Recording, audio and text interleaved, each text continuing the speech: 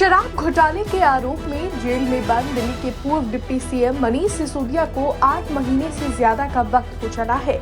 ऐसे में जमानत मिलने की आस में लोअर और हाई कोर्ट से मायूसी हाथ लगने के बाद सिसोदिया की किस्मत सुप्रीम कोर्ट के उस बंद लिफाफे में कैद है, जिसे सुनवाई के बाद कोर्ट ने फैसला सुरक्षित रख लिया है, जो किसी भी वक्त सुनाया जा सकता है। बात अगर सुप्रीम कोर्ट में मनीष सिसोदिया की जमानत पर सुनवाई की जाए तो उसमें से दो बड़ी चीजें निकलकर सामने आती है। पहला ये है कि पूरी सुनवाई के दौरान सुप्रीम कोर्ट ईडी से यही पूछता रहा कि सबूत कहाँ है, सबूत कहाँ है। तो दूसरा ये कि ईडी ने सुप्रीम कोर्ट के सामने शराब घोटाले में पूरी आम आदमी पार्टी को आरोपी बनाने पर विचार करने की बात कही, और ये दोनों ही बड़ी बातें सिसोदिया के फेवर में जाती हुई दिखाई दे रही है, जिसके बाद ये कयास लगाए जा रहे हैं कि शायद सुप्रीम कोर्ट से सिसोदिया को जमानत मिल जाए।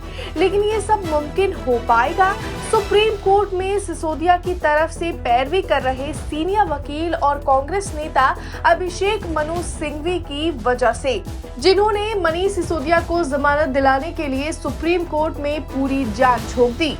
ऐसी दलीलें दी कि कोर्ट में ईडी तक को फटकार पड़ गई। तो चलिए एक नजर डालते हैं सिंघवी की उन दलीलों पर जो उन्होंने सुप्रीम कोर्ट में सुनवाई के दौरान दी।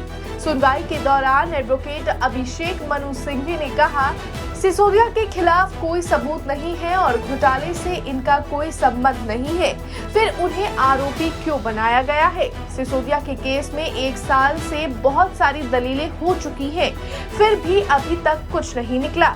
उन्हें जेल में रखने की कोई जरूरत नहीं है, फिर भी उन्हें जमानत नहीं दी जा रही। ईडी का ये कहना है कि शराब नीति की वजह से कीमतें बढ़ी, गलत है। पॉलिसी के बाद ग्राहकों को मिलने वाली कीमत भी कम हो गई। घोटाले का 1 पैसा न सिसोदिया के पास न उनके परिवार के पास आया, न ईडी को कुछ मिला, इससे जुड़ा कोई सबूत भी नहीं।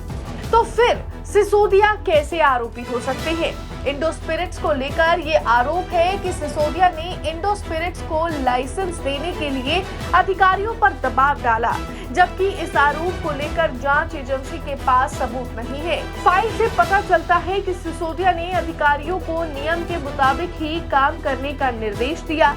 एजेंसी का आरोप है कि आबकारी नीति धोखा देने के लिए बनाई गई, लेकिन इसे कई कमेटियों से विचार विमर्श करके बनाया गया। तत्कालीन एलजी ने इसे मंजूरी दी।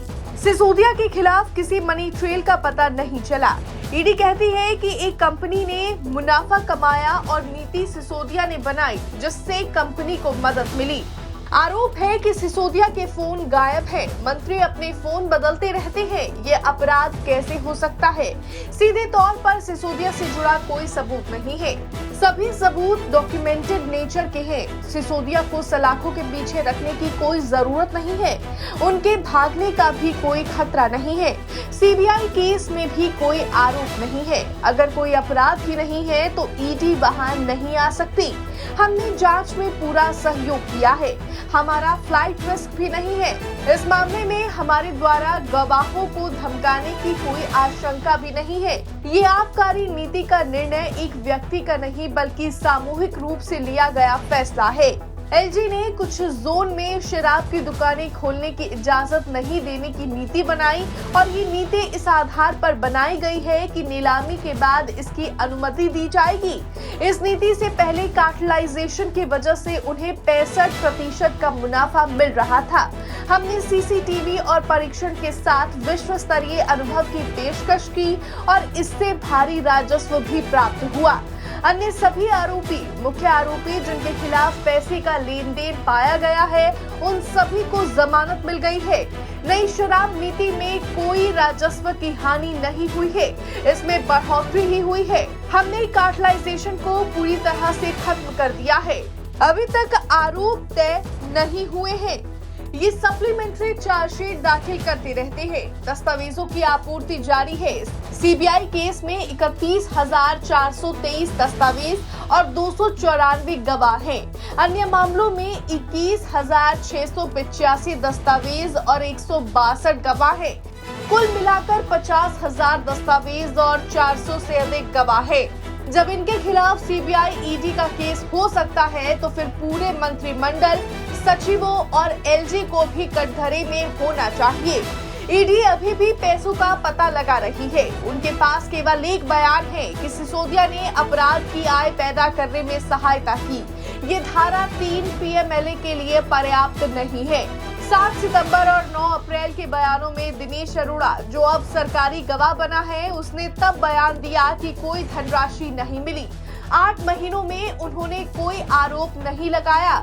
1 साल बाद 14 अगस्त को पहली बार आरोप लगाया। सिसोदिया के खिलाफ कोई सबूत नहीं है। 500 गवाहों और 50,000 दस्तावेजों की दलील देकर सलाखों के पीछे नहीं रख सकते। तो कुल मिलाकर देखना ये होगा कि सुप्रीम कोर्ट का बंद लिफाफा जब खुलेगा तो क्या लंबे समय से जमानत मिलने का इंतजार कर रहे सिसोदिया को राहत मिल पाएगी या फिर मायूसी हाथ लगेगी। ये तो तभी पता चलेगा जब सुप्रीम कोर्ट का बंद लिफाफा खुलेगा। अब सुप्रीम कोर्ट का फैसला चाहे जो हो, लेकिन सिंघवी की दलीलों ने सुप्रीम कोर्ट में कोई कोर कसर नहीं छोड़ी। अब देखने वाली बात ये होगी कि सुप्रीम कोर्ट सिंघवी की दलीलों से कितनी सहमत हुई। इन सभी सवालों के जवाब तभी मिलेंगे जब बंद लिफाफा खुलेगा। वैसे आपको क्या लगता है, सिसोदिया को सुप्रीम कोर्ट से जमानत मिलेगी? कमेंट करके अपनी राय हमें जरूर बताएं।